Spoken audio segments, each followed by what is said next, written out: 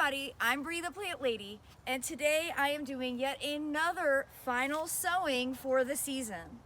I'm out here in my front yard under a live oak, and this is a part of the wave that has already been seeded with barley and poppies. But in this shady section, I know from experience that the barley and poppy mix doesn't really grow. So instead, I'm going to be direct seeding into a top dress layer of soil cube. I'm going to use carrots and curly mustard, and I think I have a handful of other seed that I'm just going to toss down and see how it does. Now this bed is notoriously dry through the summer season. It's very shady, and through the winter I have a massive population of vetch.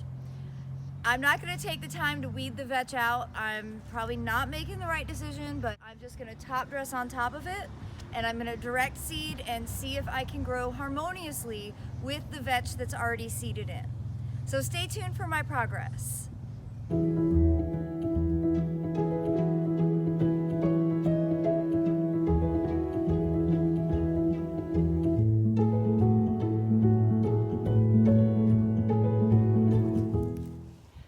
I didn't have nearly as much soil cube as I thought I had left in that bag, but every little bit counts. You can see it's just the best compost ever.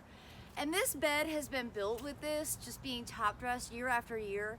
So I just basically went through and, kind of micro-tilled with a hard rake, just making sure that there's good soil so that all of the seeds can, be directly sown in it. I have Lunaria, which is a biennial, also known as the money plant. I have Southern Giant Curled Mustard, which I know does well, and I actually have some of that self-sowing from last year. I have carrots, which I've never grown here, and this might be too shady, but I'm going to give it a try. I have cabbage collards from my friend Josie. And I have an Ammi, a pink flowering Ammi, which is related to carrot. So I'm gonna put these out. I think the germination rate's gonna be best in the area where I've kind of tilled with the rake, but I'm also gonna do some in the bed the half of the bed that I didn't disturb. We'll be able to compare germination rates.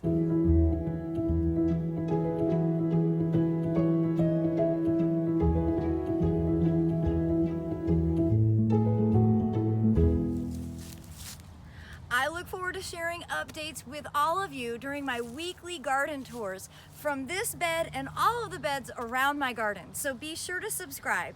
If you found this video to be helpful, please give me a thumbs up. And as always, thanks so much for watching, everybody. I hope you'll be inspired to get outside and scatter some seeds.